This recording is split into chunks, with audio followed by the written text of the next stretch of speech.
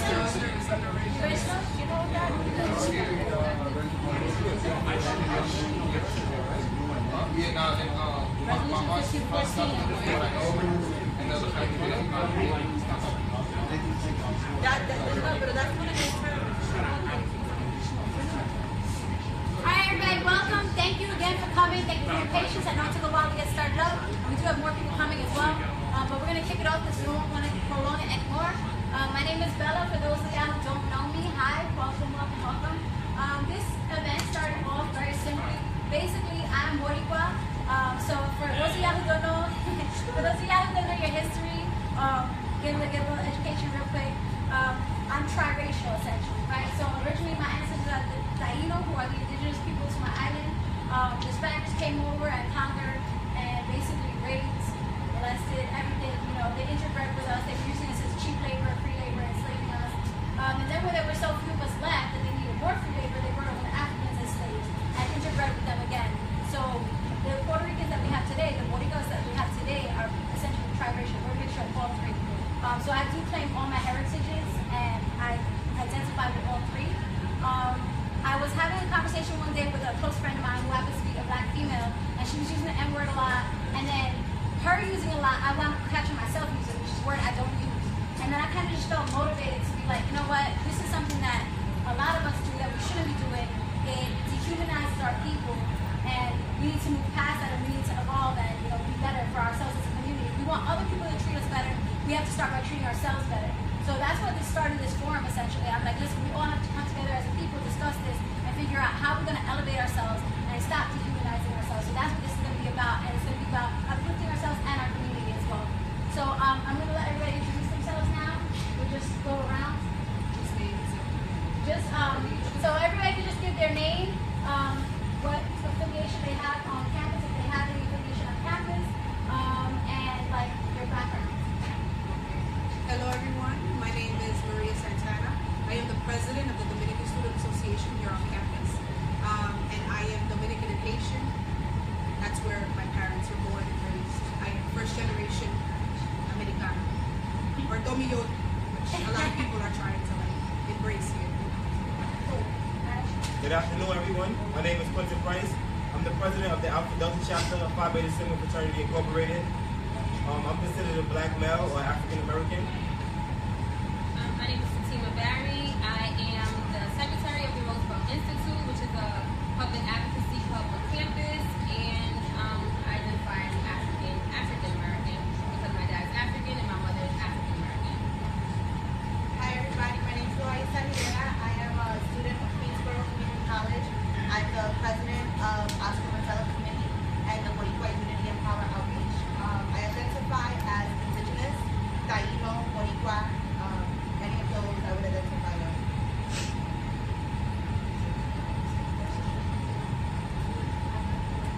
Alright, so the first thing,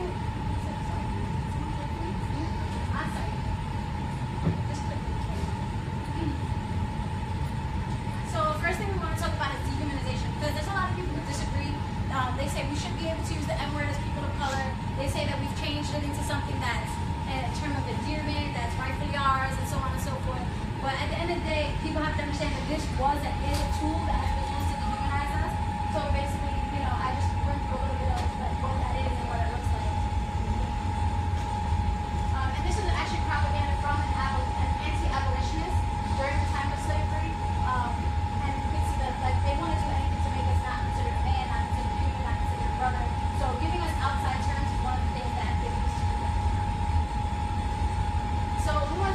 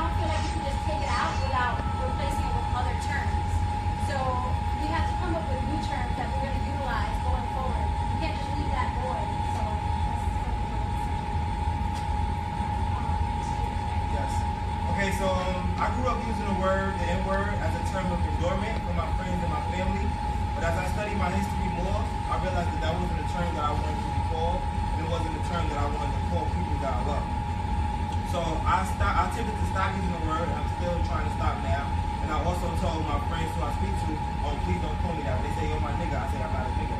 So they understand. Most of you can attest to this. Most people that I spoke to in the room. As a man, I am a man, and socially, I am a black man. I say socially because the word black is an English term. We didn't give ourselves the word. It was an English term. And it was meant to symbolize things that was bad. Black male, black ball, the dark ages, black heart, etc. But going into the Black Power movement with Stokely Carmichael and Jesse Jackson, they made the term being black beautiful. They wanted to encourage the black people in this nation, basically. So they made that term good. And now we have the Black Lives Matter movement, which also is promoting the use of the word as well.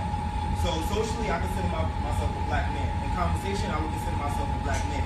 But legally, during legislation and also internationally, I don't think that we can get where we want to go by calling ourselves black. Because black people are new people on this planet. We didn't call ourselves black before the African slave trade. That wasn't what we called ourselves. So when we call ourselves black, we call ourselves in the current state of affairs. So when we call ourselves black, we letting go everything that came before us.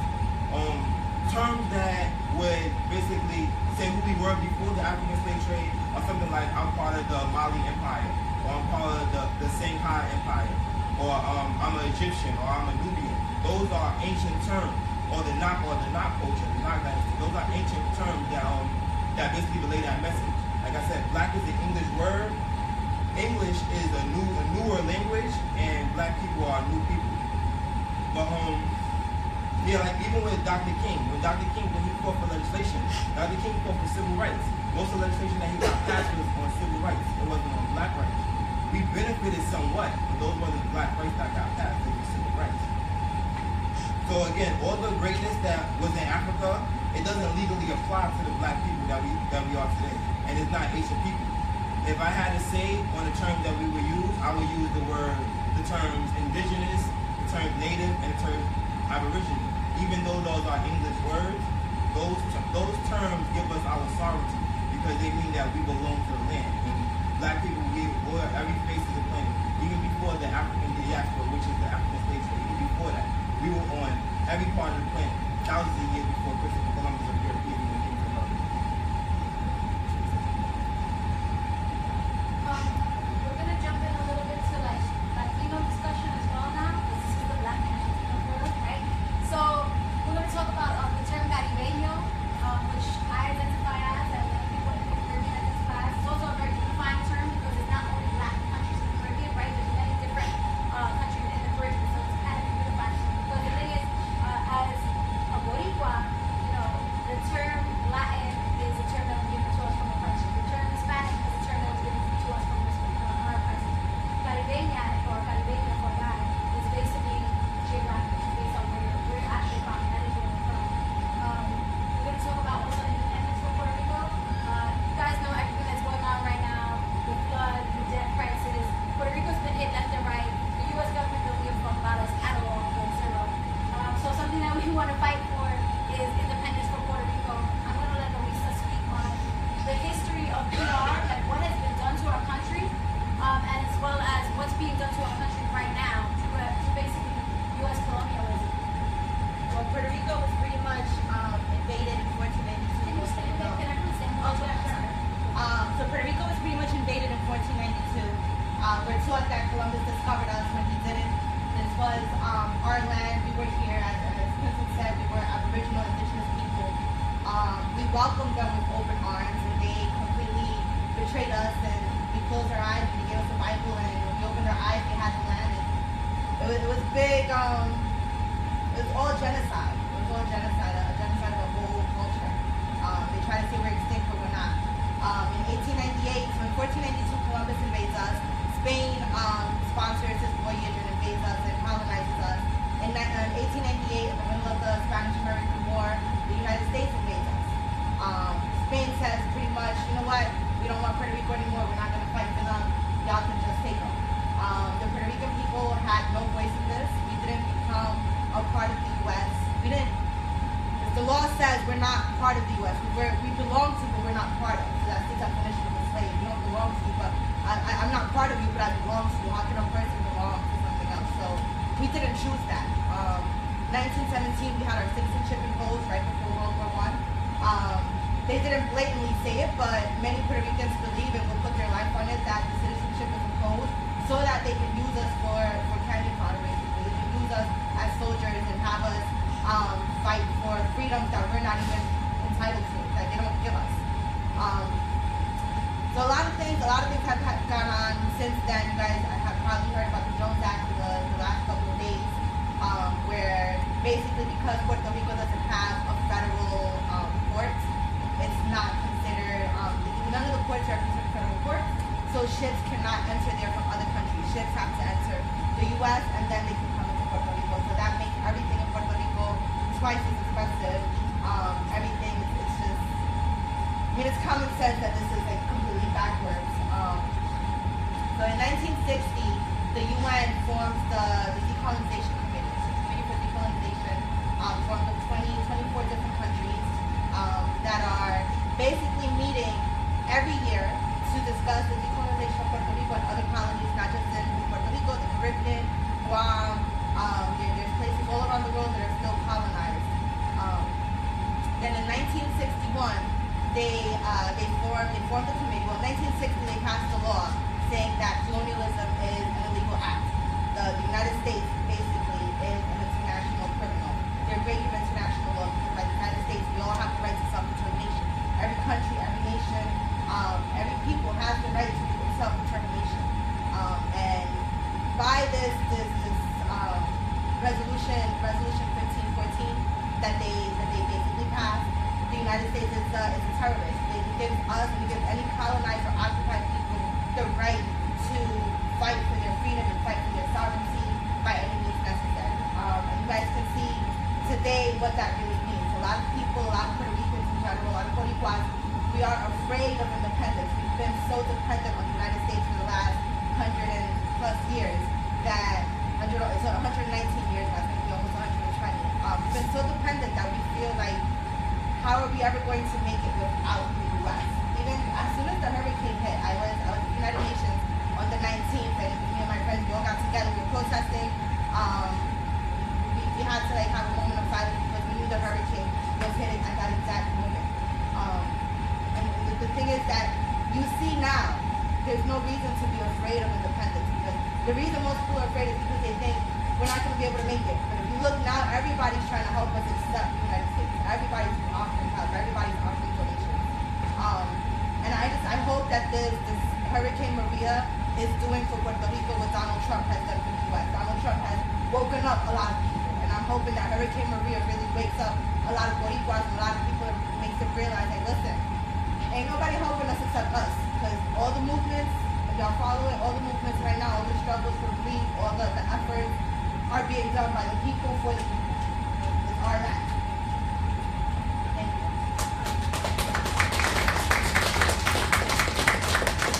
So that's what we're going to get into talking about. So we're about to open it up to open discussion to everyone, because what we really want to do here is take action.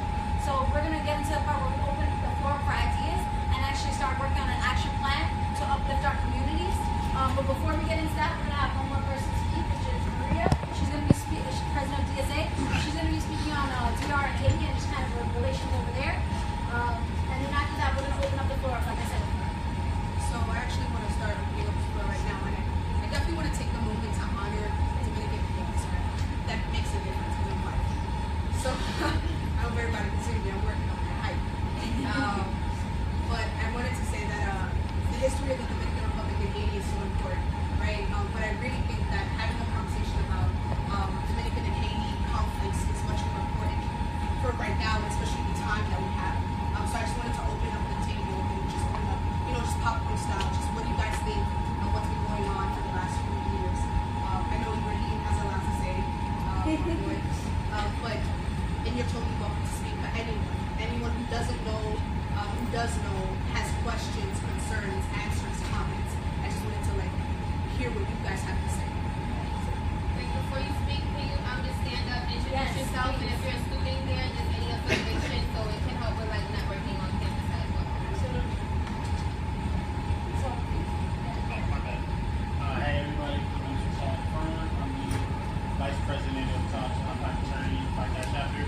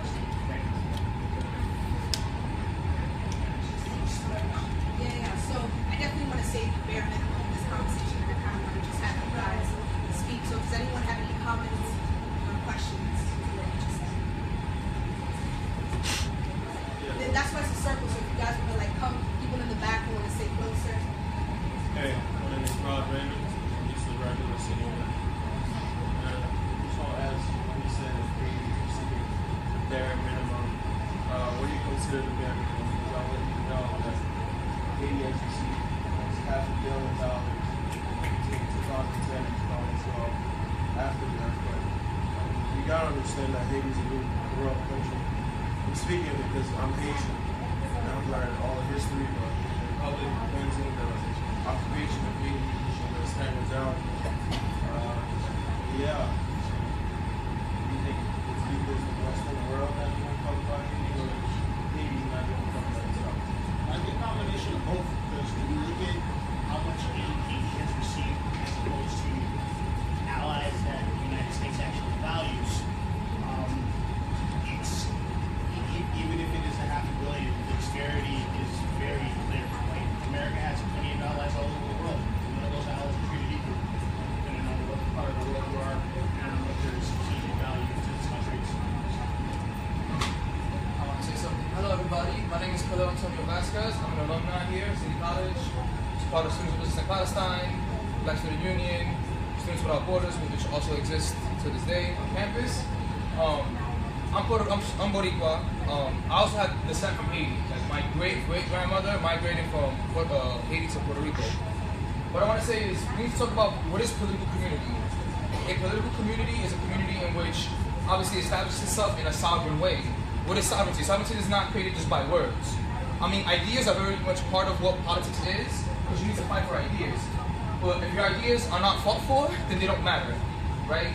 When we talk about the Caribbean is not allies of the United States. Our countries are divided. The Latinos inhabited all these islands, right?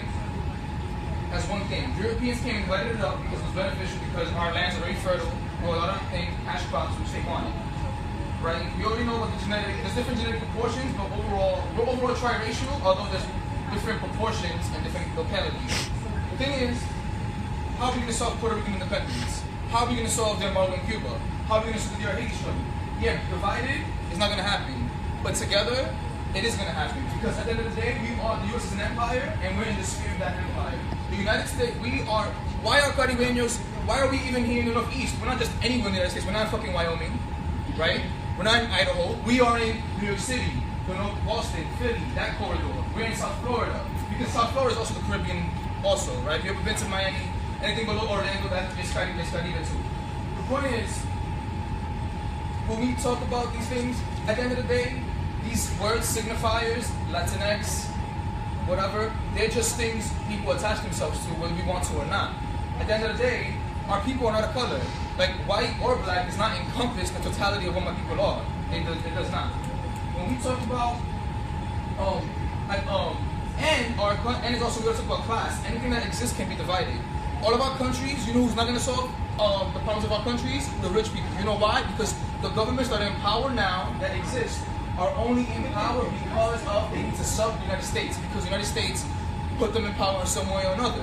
When Juan Bosch, Dominicans know, and Professor Juan Bosch fought for a movement to create DR for Dominicans, the U.S. invaded, and they put in their man Balaguer, and that regime exists till this day.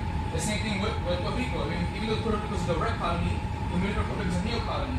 Haiti is also a neo-colony. So when our Jean-Baptiste Aristide came to power to make Haiti for Haitians, the same thing happened. The Greens also came.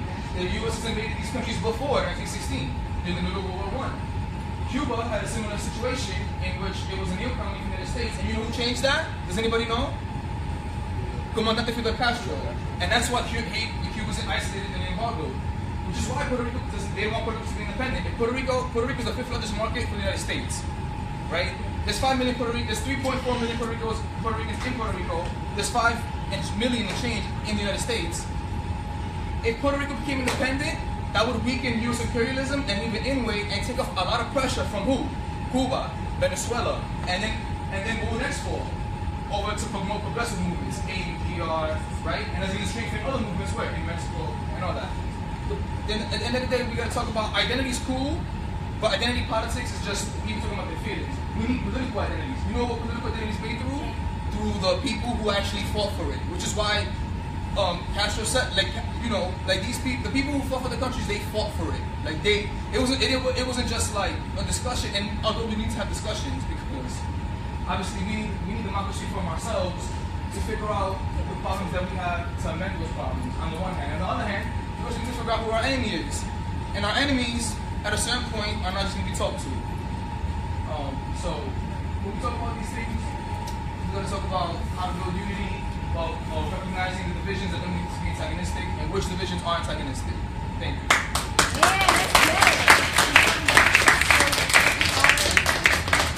are short on time, and we want to get through every single presenter. Thank you so much, everyone who shared. We can definitely touch back on this conversation again, just on Latinidad, what it means to be Afro and Latino. I'll definitely be here a little bit. I'll step up, but I definitely want to give the floor to Bella to introduce the next presenter. Okay. So we have here Yanga. He is the national chairman of the Black Panthers. So please welcome him with a round of applause. And we have here Justice, who is the national minister of law and justice for the Black Panthers. So please welcome him.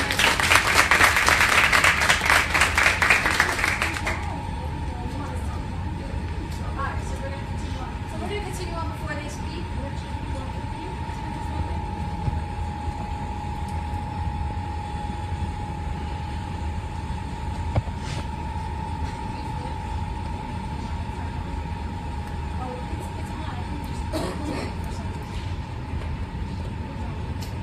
It's on. It is, but why is it so dim? It wasn't like that before.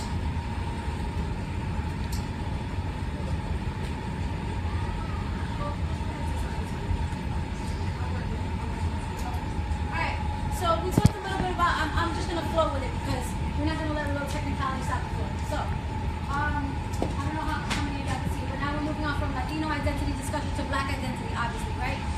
So Black identity is a lot more difficult to pinpoint because a lot of the history of Black people in America has been taken, right? So we have to find cultural identity for African Americans, right? First of all, let's start with the fact that Africa is not a country, it's a continent. So we don't even know what countries we're from as peoples of, African American descent, because that's an entire continent, and they've just kind of blanketed us, right? Y'all just Africans, right? You know what I'm saying? They don't do that to white people. They don't say y'all just European. They all have their country, they all know their history, their heritage, where they come from. And there's a sense of pride in that. There's a sense of, a sense of self that you can derive from that we lack it. So starting by finding what I talked about with my committee, a lot of people here, we discussed it, like what can we do about that? So we thought maybe starting by providing means to find our ancestry and origins.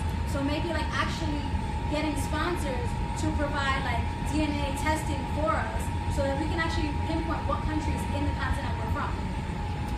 And that would be the jumping off point of us identifying ourselves and getting back a piece of our history that was taken from us. There's a lot of controversy on this. Fatima had touched on a point about it. Do you want to speak on it? Okay, so in regards to like DNA, ancestry, so in regards to DNA and ancestry, finding out like where exactly you're from, there is a lot that goes into it, and the results can be like conflicting because the way that they find out this information is through your genes, and it doesn't necessarily mean that your family came from that particular region. It just might mean that you have a gene that matches up with people that were in that region.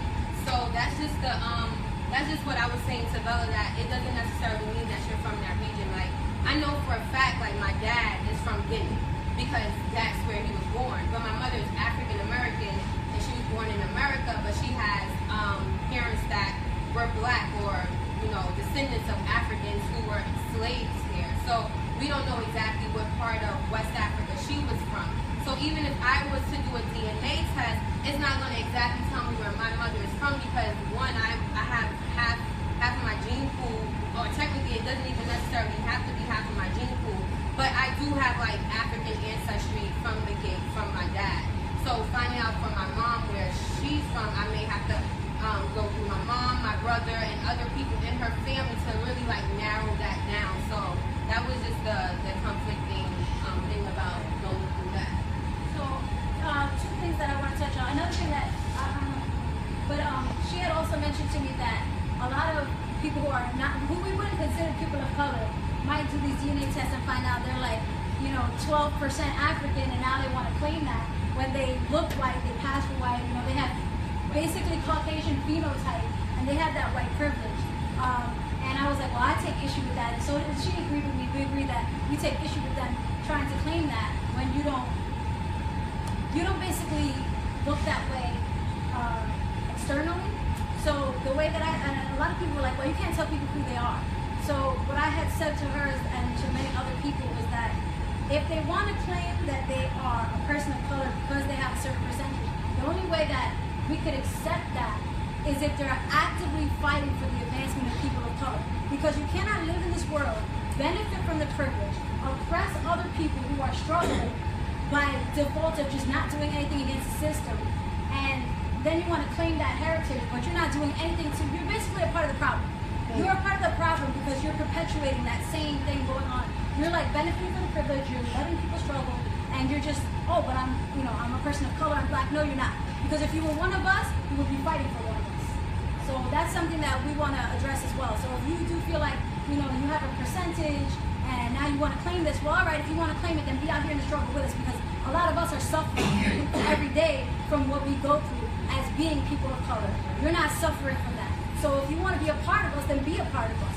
Be here in solidarity. Come out and unify with us. Come and be a part of the solution. Because if you're not part of the solution, you're part of the problem. We will not accept you. So that is something that is very controversial, but we did speak about that as well. Again, as she said, there's like a lack of accuracy with these tests, so it's problematic. So we might not go that route as trying to find, our DNA. We might curtail that and try and look for other means to basically like have self-identity. One of the things I talked about with another individual, her name is Mariah Cameron. She couldn't be here today, unfortunately, but she's a Black Studies major. She is half Black and half Puerto Rican. And her and I were discussing it, and what we talked about was essentially maybe just looking at the history of the African continent in different countries, and at least trying to find the unifying threads and having a sense of pride and a sense of self and a sense of identity through the common factors that are going on throughout all the countries in the continent of Africa. So that's something we talked about as well.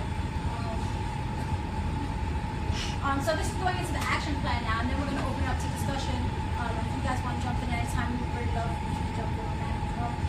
So the first thing that we want to do, because again, we started off talking about the N-word, talking about Black and Latino identity, we want to start holding ourselves and our friends and peers accountable. So if someone is using language that is derogatory towards our people, your people, anybody's people, that's something that you need to address to your friend. Yo, listen, do me a favor, I appreciate if you don't use that language with me. Right? Very simple. Doesn't have to be aggressive, doesn't have to be combative, doesn't have to be an argument. Just, hey, do me a favor, when you're around me, please don't use that language. If enough of us do that, it makes an impact.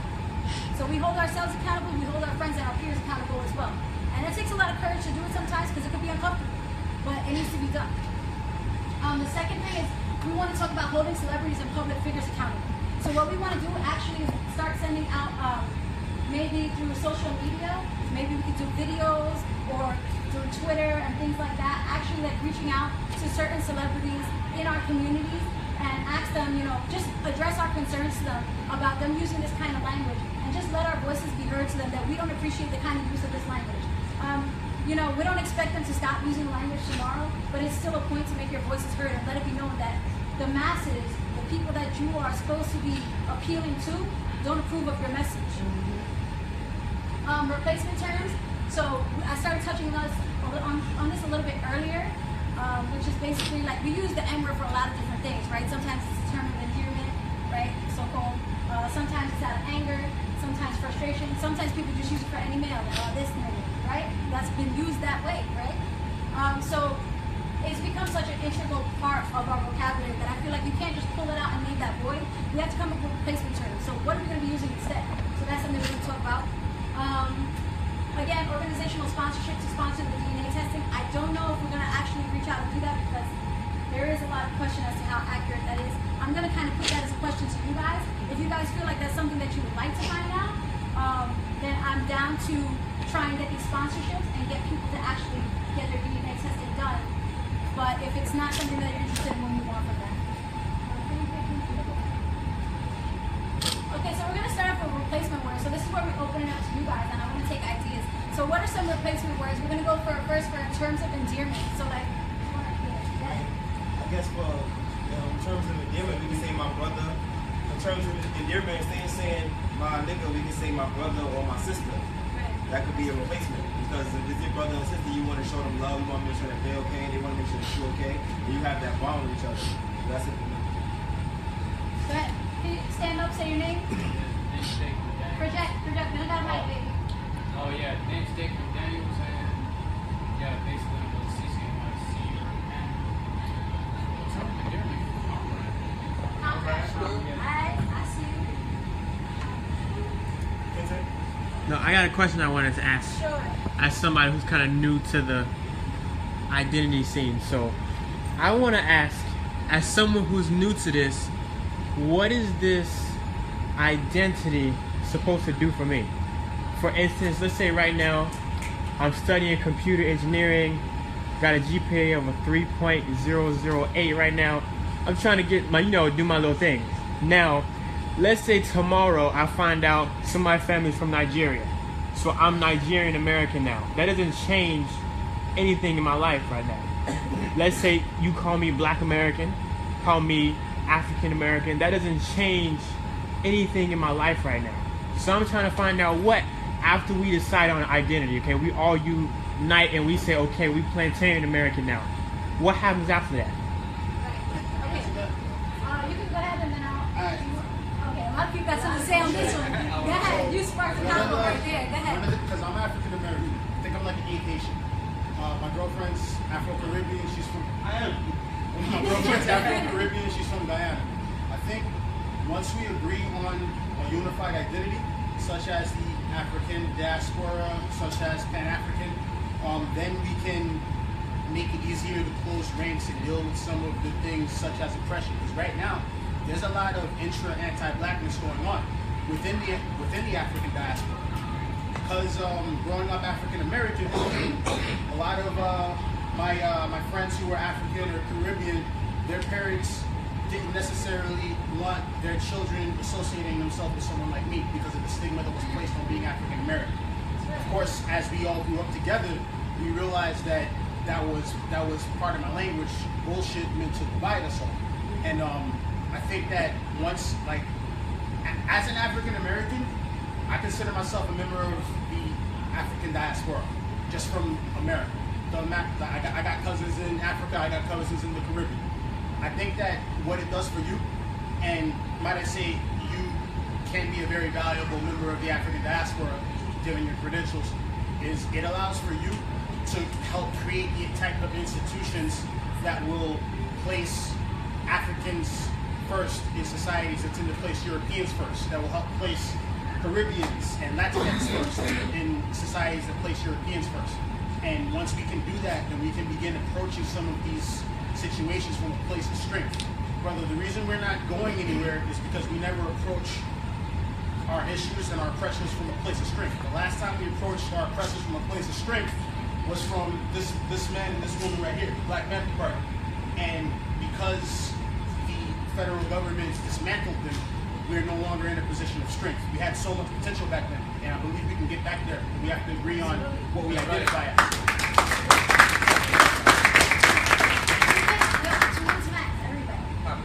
So I want to say, I think I want to do personally a DNA test. I do because of the curiosity that I have. But that, I agree with you in terms that doesn't necessarily perform. At the end of the day, genetics is not politics. Evolution happens genetically, biologically, but it also happens culturally. And we need to talk about the continuity and ruptures of the people. African Americans, people in this part of the world, in this hemisphere of African descent, came from Fulanis, Sokoto, Congo, Angola. Thousands of people. And I'm not going to say I'm not those people, but I get descent from those people. I descend from Tainos, but I'm not necessarily a Taino anymore. We talk about biology, it's called the theory of emergent properties. You can Google that. Emergent properties is basically in your cell, your DNA, you have information about what it is to be you. But that doesn't come, your whole organism is not just what your DNA is. Obviously, you also your experience. A community is not just what the DNA is. Because we talk about continuity and rupture. As you go, emergent properties means exactly what it means. As you go at different parts of the structure, different properties emerge, and we're not just the sum of our parts. We are not the sum of our parts. We, period. But I do think, in terms of knowing, I mean, it just shows, right? Exactly like we said before. There's white Americans here who, although they kept themselves more European, a lot of white Americans still have splashes of African blood and indigenous blood. For obvious, we already know why. But the point is, do they function socially as that? They don't. So then they put what a political, again, it comes back to what is a political community, right? I'm Puerto Rican, right? I'm talking maybe the average Puerto Rican, but you're still Boricua. But I've been to the American South. There's black people, there's African Americans whiter than me. And we know this. Are they, right? It's like, no, we're not our genetics, or people out of color, we need to define the communities as such. There's people from Latin America who come here and face discrimination, Mexicans and Puerto Ricans, who are whiter than Italians and Greeks. And then we're Latinos, and then they're white, politically. Because it's about politics, it's about power and strength, and how we form that. Bum. In regards to your question, I think it's important. I've always heard this. You can't get to where you're going if you don't know where you're from.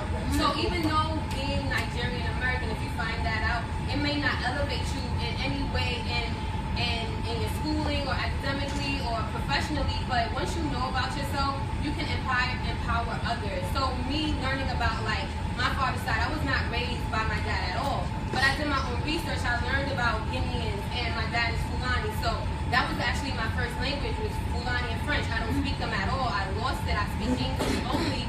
But just being able to know where my dad is from and being able to research it, it empowers me, because no one can ever tell me that I'm a nigga.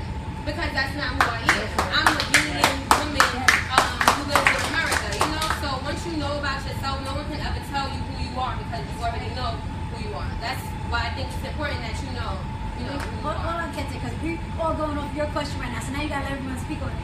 Louisa, and then Abdul, you want to speak? Louisa, Abdul, and then me, and then we're going to go back to something else. The most important part about identity is that that's the biggest thing that colonialism, European colonialism, took from us. It wasn't our identity. So when we reclaim our identity, we reclaim our sovereignty, most importantly, because when reclaiming our sovereignty, we take away those labels. Like, I'm sorry if anyone here identifies as African American, but African American is identifying as two continents. You know, and the sovereignty goes way beyond that. So when you reclaim that, you're able to see the connections between all the tribes, and you're able to create unity, because then you start seeing that these labels that we're given are colonial labels. They're colonial borders and divisions, and you're able to start saying, wait, hold on, we're not, you know, you're not black and I'm Latina, I'm not Hispanic and you're African American. No, we're both brothers and sisters, and we come from the same thing. You know, and that goes for all the tribes, and it creates unity. Yeah, just a quick story. I was on 125th. I greeted someone, hey, my brother, and he told me, I'm not your brother, I'm from Brooklyn. I was like, sorry, it's really important for us to know. It creates bonds between us. It happens, but you know what? More brothers. That's all right, though. So I'm going to close out on this question, and we're going to move on to something else. Okay. So I just want to say, you said, you know, how does it help you, right, to identify something? Well, my thing would be that essentially, it's kind of similar to what Fatima said. Once you know what you are, no one else can identify you with something else, right? So they're trying to put all these negative images on us. The reason that that's important is because that's what allows people to get away with oppressing you.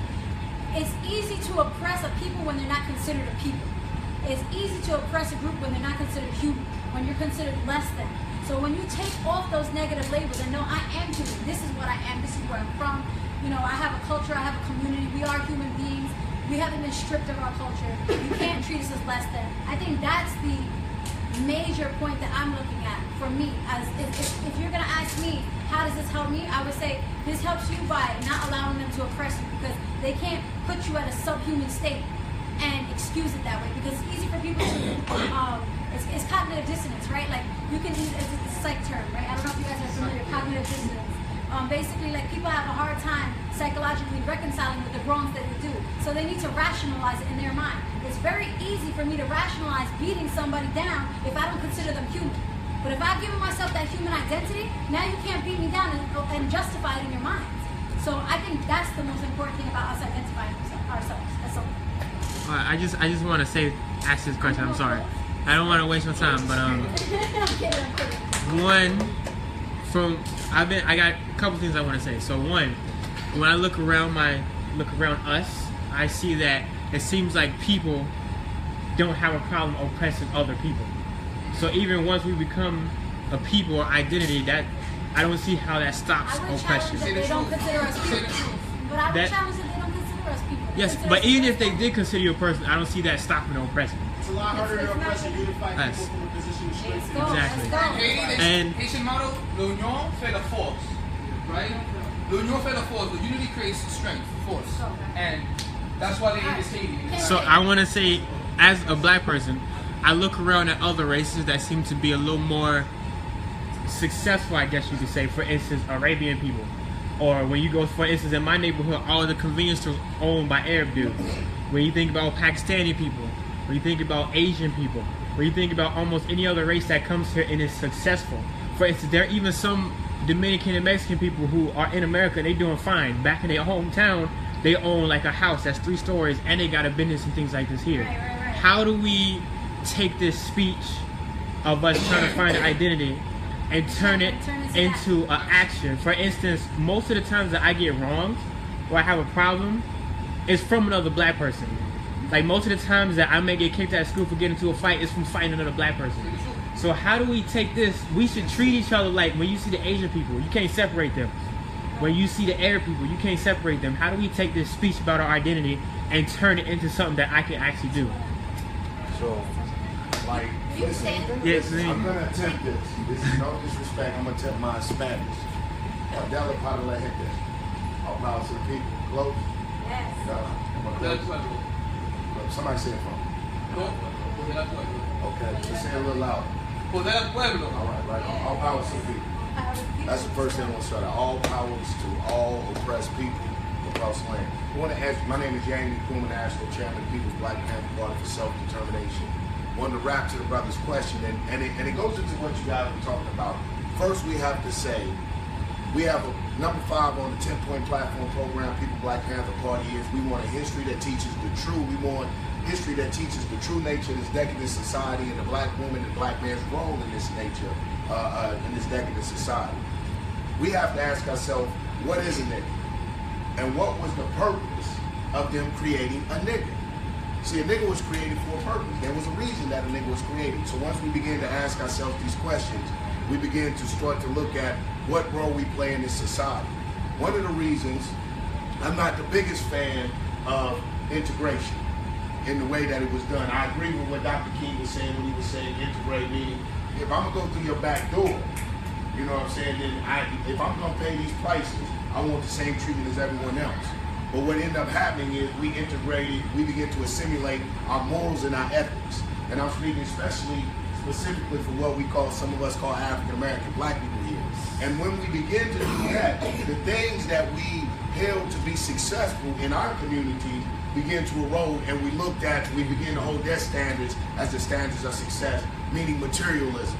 So we broke up the family. It was what you possess. You see what I'm saying? So when you look at other ethnicities and nationalities coming over here, by them holding true a little bit to the morals and ethics, despite the atrocities they went through, despite those atrocities, when you find these other ethnicities, one of the things that are true in their community is they understand the sense of obligation, responsibility, and duty to their people. They understand that. That goes without saying. If they got to live in the back of the store, if they got to help cousin, or whatever. But us being labeled to nigga, one thing a nigga never wants to be is the nigga, so he will find another nigga. He will begin to pick on the homosexual community. He will begin, or she will begin to pick on the academic community, anything that becomes a minority of the minority, so to speak. Or you in college, you're trying to be a white boy. You see what I'm saying? Anything to be the minority of the minority, because nobody wants to be the nigga. So I think things like this are very good and that's what identity brings. That identity gets you to, even if you don't know your specific identity, you know you're not a nigga. One of the things that I say that the African here in America must embrace, that's what I call myself, an African here in America, is must embrace the American experience, as horrible as it was, because I am African, I'm Native American, I got some Caucasian rolling around there, and my great is Caucasian. So when we look at embracing the whole experience of the Mafia, the Atlantic slave trade, we begin to create a culture like we see from our brothers and sisters in the Caribbean. One of the things I have to applaud a lot of our Latino brothers and sisters is the atrocity of the conquistadors and all of this being conquered. They took that oppressive, and it was oppressive. they took the oppressive culture and they didn't allow it to cripple it. They didn't whine. They didn't moan. We found the resistance movement that began to be born. And from that resistance movement, even though they were given garbage and other things, they had taken that and founded a unifying structure. Now we call them Spanish-speaking people. You see what I'm saying? So we don't have to, what happened to us in the Ma'afa, it doesn't have to be, we don't have to be in crybaby mode. We embrace it. We look at it and say, you know what, this is what makes us some of the strongest people in the world, and we're a continuation of the African chapter. Everyone should go back and look at their history and their origin, and I think that would be a great thing. But I love what the brother here is saying. I didn't catch your name, brother. Khalil. What is it? Khalil. Khalil. Brother Khalil is also unifying on politics and economy. And this is what makes the people recognize you. They understand that the African here in America and some of the Spanish, I love to see that our Spanish-speaking people, especially in the West, are coming together for the atrocity for the dream, you know, where he's trying to destroy the dream catcher thing and all this nonsense that the current regime, current presidency cabinet is talking. But they're unifying on that. African people must begin here in America, must begin to address certain specific politics that affect us directly. Also, the other thing of knowing who you are is our diets are terrible, brothers and sisters. That's right. Yo, we can't eat everything like everybody else. I know they say we all bleed red, this and that, but man, hypertension, high blood pressure, you name it, there's certain things we can't eat. So knowing who you are, where you come from, will also help with your diet. And it also help with your psyche, in my conclusion. Because we know when we go to the doctors, what is one of the first things the doctors ask you? They ask you for your family history. Is there a history of mental illness? Is there a history of this and that? So this is another good reason. So it's not just to have this thing of saying where we're from, and so we're known, but it also affects us psychologically, physically, spiritually. I'm one who believes in ancestors and us carrying the ancestors. And two, and I'm going to say this to close, we must understand that this is a matter of survival. People don't hate you just because you're black. You have to understand that only you people of color can outbreed this European. Right. He is fearing and she is fearing for their very existence. That's some point. It is exactly. They are fearing. If you took any of us, a man and a woman of color, and put us on an island with 500 Europeans, come back 20 years later and see what happens. You see what I'm saying? So they're fighting for that. So know that they will never destroy the people of color physically. So what they try to do is destroy Africa philosophically and ideologically. And this is what the fight is about, and this is why it's important to know where you're from, to understand the continent, to embrace the continent and your places of origin, so that way that you will know, like I said, they know that they will never destroy us physically. And what ends up happening, we become the proponents and the carriers of white supremacy, just by what we participate in unawareingly. So just with that, man, thank you for letting me speak. And now I want to do the action plan for sure. Like, we did a lot of conversation. Thank you for showing me. We want to get into the action plan now, so we're not going to have any more discussion. We're going to actually like finish up as far as like finding replacement words, what we're going to do, so on and so forth. So we went through, we came up with 2 terms of endearment. I want to move on to terms of frustration. So like instead of, cursing somebody out, you know how, it slips out, honestly. When you're frustrated, that's one of the times where it's going to slip out the most. You're going to heat an argument with your significant other maybe or something like that, and now cursing each other out, it happens. So what are some terms of frustration that we could use instead of that? Stupid. That's too nice, bro. If I'm mad, I'm not calling you stupid. What did you have in mind? Bastard. Oh, you gonna put it on me. Don't put it on me. How about that? My favorite meathead. Meathead. Alright. What else? Bastard. Huh? Bastard. Ooh, that's rough. Alright, I feel it. It's better than It is better than, like, it's a little rough. But... You got one? Food? You guys are nice. Like, I'm not this nice if I'm mad at you. What if you know what a nigga is, and you say you're acting like him? That's exactly what I told my friends when they called me a nigga mistake. That's some rough. I mean, if you know what a nigga is, and someone says you're acting like a nigga, or you're being nigga, to the conscious person, wouldn't that bring them back, serve as a bring them back to remind them? That's a great point. Sure. She said, don't ask. All right, so how about for, any male, right? We use it. This nigga, people using common everyday conversations. Amen. Huh? Amen. Man, there you go. I just wanted to add, quick way for all this to go. What if we use the person's name and then actually tell them, how you feel? Because a lot of times people just call you names.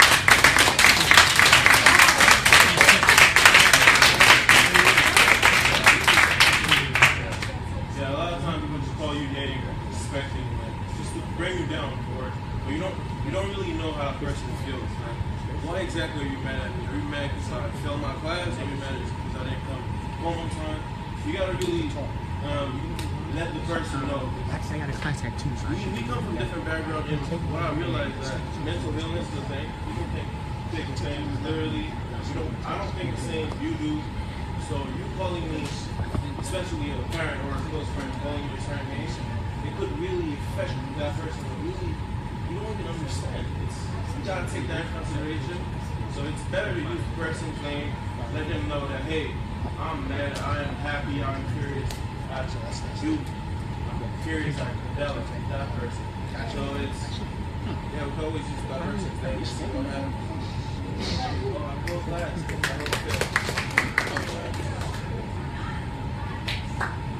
So, at this point, I'm going to continue, but I'm going to start passing around the contact info because I know people have to go. So, if you guys want to be a part of the action plan, we'd love to put the contact info on there. So, the next thing is holding celebrities and public figures accountable. So, we want to reach out to some people who are mainstream right now. Like, who's really mainstream right now? Like, J. Cole is like kind of conscious, but he still uses the N-word. So, I think it would be cool to reach out to him, just on the stream that he is conscious, but he's still using that word. Cardi B is like all over social media everywhere right now. Like, she's top of the charts, whatever. She doesn't give a damn. She's ratchet as hell. Yeah. She has came out and said, because people have told her, like, oh, you curse a lot and stuff. She said, I'm not here to raise your kids. Right. So she doesn't give a shit, basically, which is cool, but it's like, you're to the detriment of our people. So we're still going to speak out on that to you. I sent you the text just now. Okay. And to bring awareness to police brutality, to bring awareness to racism, to bring awareness to the fact that this country's national anthem and this country's flag has never stood for any of us. So to reach out to him and support, because he's going through a hard time. He doesn't have a job still, obviously. So I think that when someone does something like that, does stand up for us, it's not only for us to brag on the people who don't stand up for us, but when someone does stand up for us, we gotta get behind them and support them. So we want to reach out to him and support him as well. Back to real quick to the Cardi B situation. I just find it really ironic. So she's like the first female rapper to have a #1 in almost 20 years, right? The last person who knew that was Lauryn Hill, but does anyone know what song that was? That was Doo-Wop, that thing. So it's like the all right, see you, Rick. You could just look at how mainstream music has like warped our minds to accept certain things. I like the Cardi B song, don't get me wrong, but for it to have taken 20 years for another female rapper to come up on the chart to be #1, and it to basically contradict what the last female rapper is, it just puts things into perspective of to like how the music industry has completely changed and how we as a people need to like hold artists accountable when they make certain music that we may find degradable. So again, this is the ancestry thing. I don't know if we're going to do it. It depends how y'all feel about it, because again, it's not as accurate as we may think it is. But if you're interested, I'm just going to ask that when you do put your information out, put a star next to your name. If we get enough interest in that, we will look for sponsors to do that as well. So we'll be looking for that. So just a recap of the action plan as far as our identity, and then I'm going to pass these out, which goes beyond our identity and goes more as far as our community. So action plan for recap is basically holding ourselves and our friends accountable, holding celebrities and public figures accountable, the terms we went over, which I think that gentleman made the best point, is that we should maybe just be calling each other by our name and just addressing our feelings and expressing ourselves properly to one another. Organizational sponsorship for the DNA ancestry testing. If you're interested in that, please put a star next to the contact info so I know how many people are interested in that. This is a small step forward that we can, will, and must accomplish, guys. Thank you for being a part of the solution by coming here today. We're going to follow between the ancestry. We're gonna our next meeting will probably be trying to tackle issues of mass incarceration. We want to look into that because this is putting a large percentage of our communities away every day, and some of them aren't coming out until old age, if at all.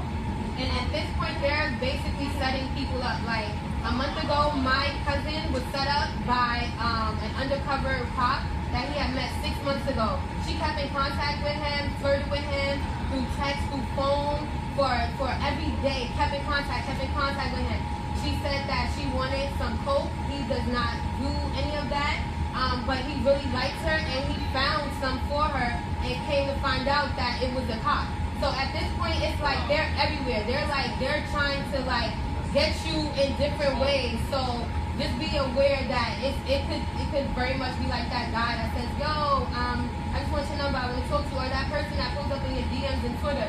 Just be really wary at this point because like he really went down and he was talking to this woman for 6 months. He thought he knew her. She had a Facebook page, everything like. So Mass incarceration is nothing new. It's just a continuation of slavery. Absolutely. After slavery ended in 1865, they just moved on to convict leasing, where they let prisoners be leased out by corporations. That still happens today. So hold on one second. And just to touch on that, you see how you said slavery hasn't ended, right? So the thing that I handed out is called the Real 13th, because we were given the 13th Amendment supposedly that ended slavery, but it didn't really end slavery. So these are some 13 things that I would like to see happen for both the communities of Latino and African people that are going to contribute to our actual freedom. So that's why this is called the Real 13th. Y'all should take a look at that. And this is what we want to do for our communities. Guys, 1 minute, and then I'm going to wrap it up. One last thing. This is specifically for African Americans, right? Again, the different proportions genetically, different people continuity and rupture. There was a rupture from Africa to here. If you look up history, look up the Black Belt South, look up New Africa Republic, right? People have fought in the same way my family relates to Puerto Rico, the same way Dominicans relate to the Dominican Republic, Haitians to Haiti, Mexicans to Mexico, right? The same way that happens, even though we're here, African Americans, 90% of them originated from one continuous territory in the South in 5 states, and people who didn't want to integrate, people who saw the black struggle, the African American struggle, they said, you know what, we're not black, we're new Africans. That's our affirmative identity. And you can talk about the Black Panthers and people and all that. They want to fight for a new African republic. And in the 1910s, during the Mexican Revolution, there was a plan in San Diego in which Mexicans, because also half of Mexico was stolen from the U.S., in an attempt to try to get it back, they were already talking to some leaders in African American community so they can establish a new African republic in which the territory from Southwest California to Texas, and then from Texas to Georgia, Carolinas would be under new African control. Yeah. Again, sovereignty is not built through feelings, through words. Sovereignty is built through force, and force is kept together through ideas of unity. But those things have to come through force. Alright, so just last thing, I'm going to read off the Real 13 to y'all. So the first thing is independence for PR. Y'all know right now my people are dying out there, like literally dying. They're giving 4 bottles of water and 3 snacks per family and telling them it has to last 2 days. Wow. They're starving out there. The mayor of Puerto Rico literally did a video the other day, and I watched it on the train, and I cried on the fucking train, guys, because I'm watching it, and she's there talking about our people are dying, and the U.S. isn't doing anything to help us. We're literally dying out here. So my people are being basically genocided through default, through neglect, because the U.S. is letting it happen. Basically, like everybody feels like they just want to take our land. They want the land. Point. Absolutely, obviously. Like Fuck the niggas. Let's go. Give me the land. Exactly. So they're letting us die. We are being genocided right now. So independence for Puerto Rico, I put that first on the list because it is crisis time right now. Second on the list, I put ending of all toxic practices. So Peñuelas, they're dumping toxic ashes. In Peñuelas, years ago, they were bombing Vieques. All these things have been poisoning my people for years. And I'm sure that PR is not the only place that are doing this. So we want to end into toxic practices worldwide for our people of color. The third thing is agricultural reform. A lot of us have become completely dependent on capitalist system. A lot of us have become completely dependent on basically buying things from other countries, importing. We don't produce any of our own things anymore. So we want agricultural reform. We want to have a setup where we're actually self-sustaining and producing our own things. And I do have a game plan for that. Honestly, everything on here, I have a game plan for it, which is why I'm asking for your contact info. If you guys are down to actually work on this I have things in place that I want to do. I'm sorry that the discussion part took so long and we didn't really get to the action, but it's just that when you have an open forum, a lot of opinions, I gotta have everybody be heard. So unfortunately, this was supposed to be a lot more action-oriented, but the discussion kind of overtook it. But if y'all are really down and about the cause, please, when y'all give me that contact info, let's link. All right, the next thing, debt forgiveness and bankruptcy rights for PR. Obviously, right now, we're basically a colony. We can't file for bankruptcy as any other country would do. So we want to wipe off that debt, but that would come with independence. So when we get independence, we wipe off that debt. Go ahead. Quick. You got to go. In 1898, when Spain ceded, in 1898, when Spain ceded Puerto Rico to the United States, the debt that they had was Spain's, and Spain claimed that debt.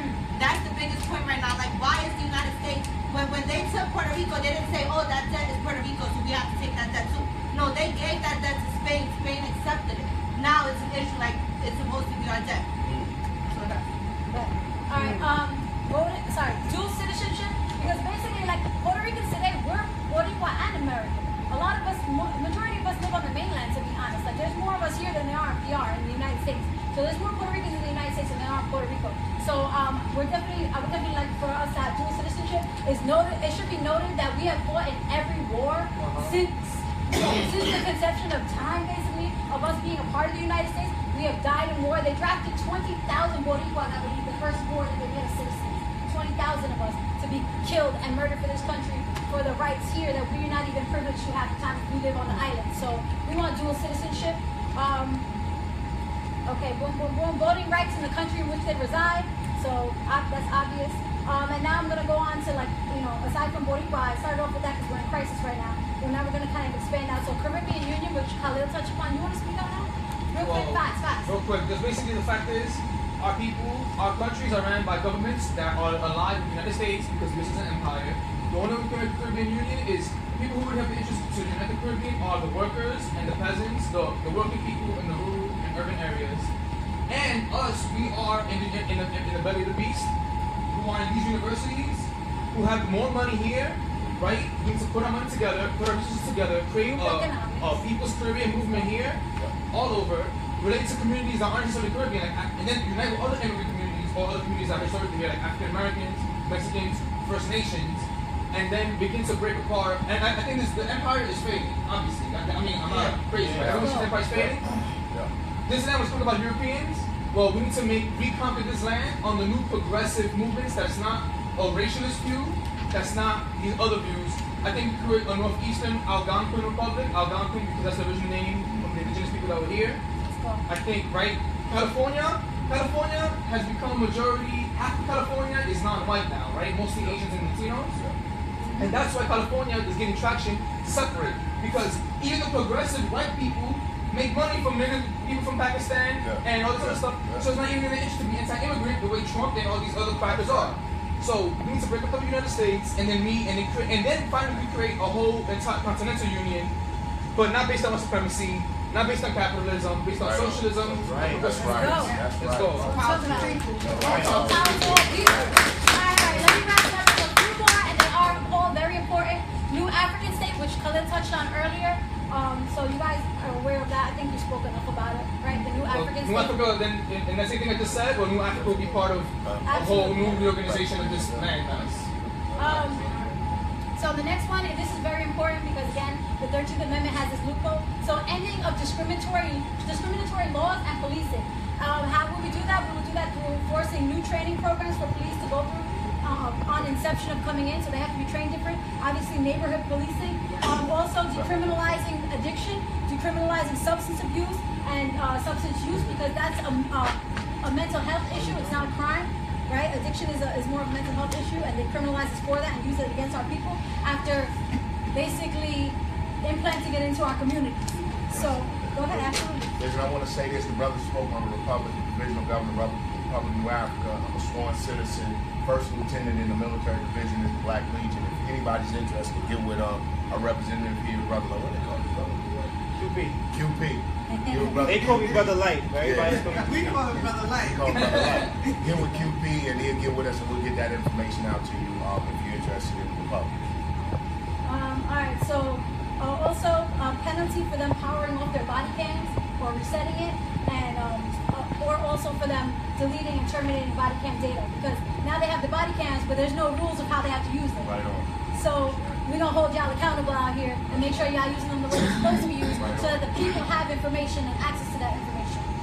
The next one is post-trauma therapy, right? I don't know if y'all know about intergenerational trauma, but basically our ancestors were slaves. They seen the worst of the worst. They seen their own family killed, raped in front of them. Many of them were raped, beaten. This is trauma, right? Psychological trauma. Now you're raising the next generation. You're raising your children, but you've never got any kind of mental therapy for that trauma. How do you think your children are going to come out?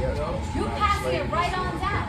Post-traumatic slave disorder. Please check out the video by Dr. Joy Brewer. Joy Brewer. It's about post-traumatic slave syndrome, and it talks about exactly what I'm talking about. So basically, if you've never had therapy for these mental health issues, like we talk about PTSD for the military, and they go through all this trauma and things like that. How about people who went through slavery? That's You right. don't think that's trauma? That's right. That trauma is 20 times worse than that. So we need mental health for our people in all forms. I mean, like we're talking about everything from maybe meditation to counseling to art therapy, whatever we need to uplift our people and give them that mental stability that they need, so that the next generation coming forward is not suffering for the same afflictions over and over and over. So post-trauma therapy, we want that. Revamp of the education system in communities of color. We all know they're subpar. So actually, QP and I are working on something with that. So if y'all want to hop over it, community nutrition, education, healthy eating. You touched on that earlier. We need to start eating properly, feeding ourselves properly, right? Well, a lot of the main causes that kill people of color is afflictions that come from like poor diet, actually, right? We talk about diabetes, we're talking about stroke, heart attack, all these things. They come from poor eating because we're not educated on how we're supposed to eat, and we're fed all this garbage that they feed us, right? And the last one I put was ecological sustainability, which is essentially like free energy sources and things like that, basically to uplift us and take us away from means of capitalism and more towards means of just being self-sustaining. That's the real 13th, because this is real freedom from oppression, real freedom from slavery. That's it.